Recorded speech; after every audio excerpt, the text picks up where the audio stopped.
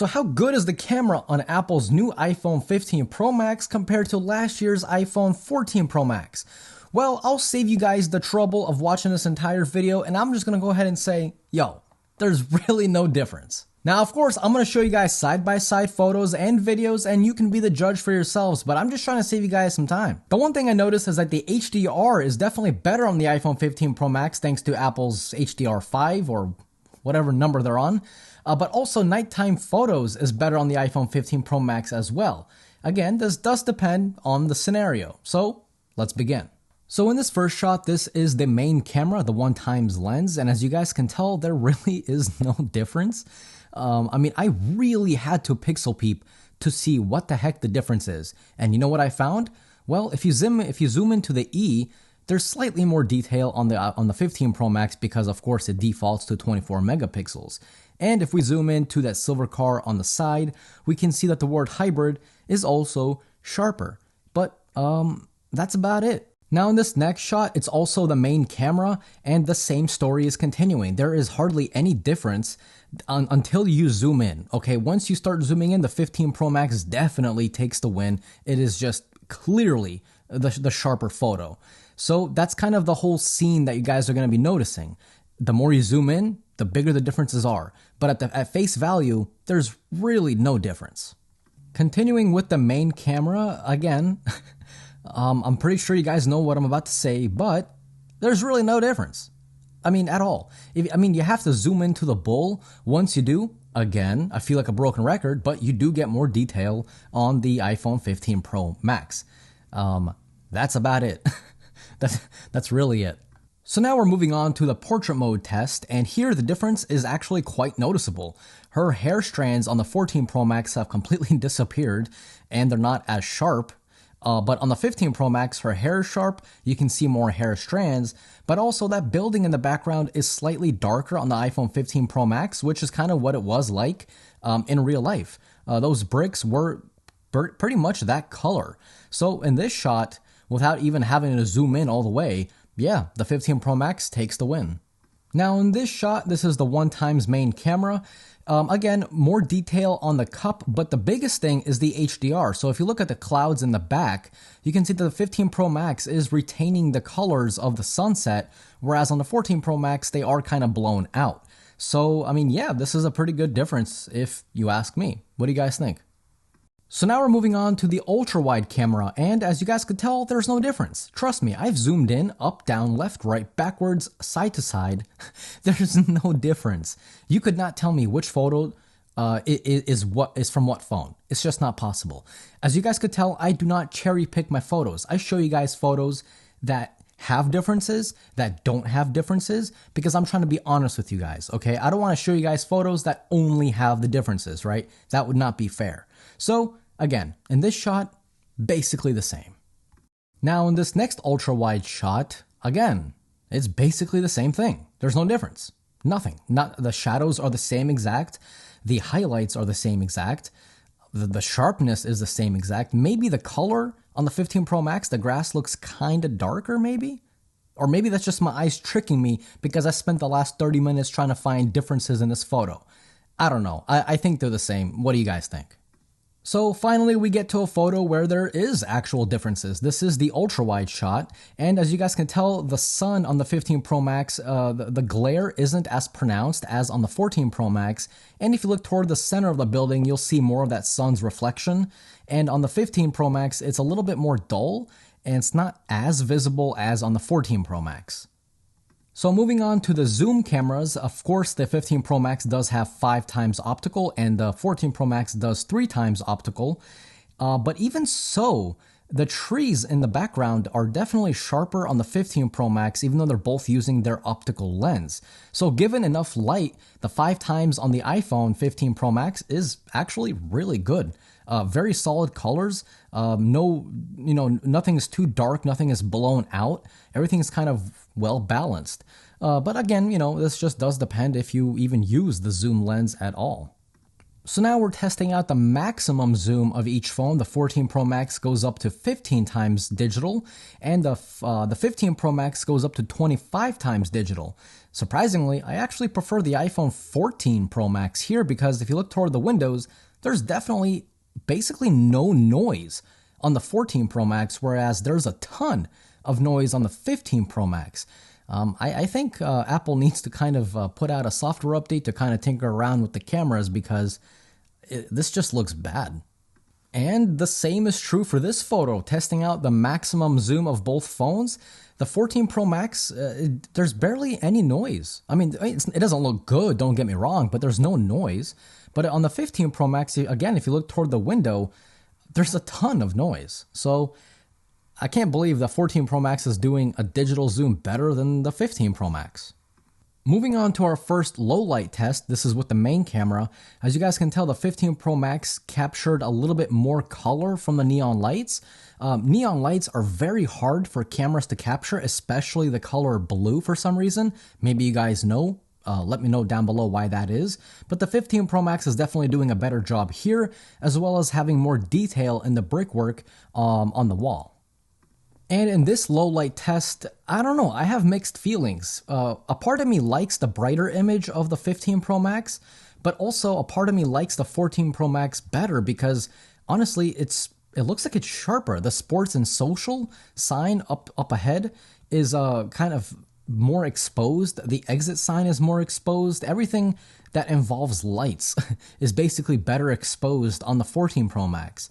But the 15 Pro Max definitely is the brighter image. So I don't know. I guess it just kind of depends on what you like best. But here, I don't know. I can't really pick which one I like better. Now in this low light test, I definitely prefer the 15 Pro Max because, well, first of all, the shadows are basically the same as the 14 Pro Max. But the thing that I like best is that the highlights, right, is definitely better exposed on the 15 Pro Max. If you look at the neon sign on the very left, it's better exposed on the 15 Pro Max. The lights toward the center of the bar is better exposed on the 15 Pro Max. Overall, it's just a cleaner and better image coming from the 15 Pro Max. Now, in this photo, this is the ultra wide using night mode. Look, man, no differences, okay? Nothing. I mean, literally nothing. I don't know what else more to say other than, hey, both phones do good, okay? If you have the 14 Pro Max, don't upgrade. There's really no point, okay? Wait until the 16. There you go. Now, in this selfie photo, of course, the iPhone 15 Pro Max absolutely demolishes the 14 Pro Max because you can see the clouds. Everything is exposed properly. So, yeah, I mean, this is an easy win for the iPhone 15 Pro Max. And now we're going to be testing out the video, and there's one thing that reviewers are not really talking about as much as they should. And it's now that the iPhone 15 series, yes, even the standard iPhone 15, I'm not even talking about the iPhone 15 Pro, but all the iPhone 15s can finally switch between all the lenses while recording in 4K 60. This is massive because no other iPhone could do this prior to the 15 series. The only other phones out on the market that can do this is surprisingly the Google Pixel 7 series. Not even Samsung can switch between all the lenses in 4K 60. So, hey, there you go. Let's begin. So, starting out, both phones are recording in 4K 60. I'm going on a slight decline, so if you guys hear me breathing like a freak, just know I was not doing anything weird prior to this recording. Okay, anyway, stabilization should be the exact same. Apple didn't really say anything about them improving it. And after all, the main sensors on both of these phones are the same exact sensors. So in theory, nothing should be dramatically different, if at all. So remember how I said that the iPhone 15 series can finally switch to the ultra wide? So let me go ahead and do that right now. And as you guys can tell, the iPhone 14 Pro Max cannot. So, and this, by the way, same goes for the telephoto. So if I switch to the telephoto on the 15 Pro Max, you can definitely see that it switched. You saw that little judder. But on the iPhone 14 Pro Max, it's not using the telephoto. It's just cropping into the main sensor because you don't really see that judder. And you can actually see more noise on the iPhone 14 Pro Max because of that digital crop. So now we are doing the 4K 60 using the selfie camera on both the phones. there should not be any difference whatsoever. The selfie cameras and the sensors are the exact same, so there's no difference. Even with the HDR, with Apple's latest and greatest HDR5, I don't notice any difference with HDR. The background is blown out on both the phones, as you guys can tell. So, I don't know. Maybe the HDR5 is only for the rear cameras? I don't think so, but yeah, I mean, stabilization should be the same exact thing. As far as the microphone or the audio quality, well, I don't know that. Only you guys can know that, so let me know down below. And now we're doing low light selfie. I'm trying not to fall and die. That would be quite bad. In my opinion, iPhones do the best when it comes to video in low light. Well, actually video in general. It's just always so good with iPhones. In fact, my main YouTube camera has been an iPhone since January of this year. Okay, now it's getting very low light, and I see no difference between the two phones. So, again, they're the same when it comes to, I just almost tripped. Cool. Video is identical between the two, in my opinion. So 4K 60 low light looks to be the exact same. Oh, let's check out the lens flare. Apple said it was supposed to get better. It is. It's a little less noticeable, I think. I don't know, to be honest. It looks pretty similar here. The 15 Pro Max might be ever so slightly less. I don't know. What do you guys think? So my verdict is there's an upgrade. I mean, there's a noticeable upgrade with the 15 Pro Max over the 14 Pro Max whenever it comes to HDR, especially in those tricky like nightlife scenes with a lot of neon lights, a lot of buildings at during the night.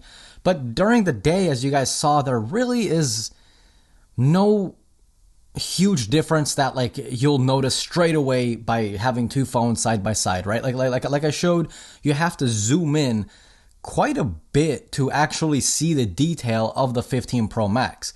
That just goes to show that both phones are really good. Now, whenever it comes to video, they're basically the same as well. Stabilization's the same. Of course, with the 15 Pro Max, well, actually the 15 Pro series, you can record a ProRes 4K 60 as long as you have an external drive connected to that USB-C port. But from what I noticed, if you guys don't know, I have a TikTok account. By the way, go follow, shameless plug. But from what I noticed, a ton of people, especially on TikTok, that are not really into that whole tech sphere, most of them don't even know what ProRes is. You know, so it just kind of, if you know what ProRes is and you're actually going to use it, of course, get the 15 Pro Max. Well, just the 15 Pro series in general. But if you don't record in ProRes, you don't care about it, you don't even know what it is, for example, then don't sweat it. They're both great phones. So I hope you guys enjoyed today's video. If you did, I really appreciate a like. It's absolutely free to you, but it helps me and the channel out a lot, and I always truly appreciate it. If you guys are new here and you want to see some more videos about the 15 Pro and the 15 that I'm going to be making a video on, definitely stay tuned and subscribe. As always, this was Mark from Mark's Tech. Adios.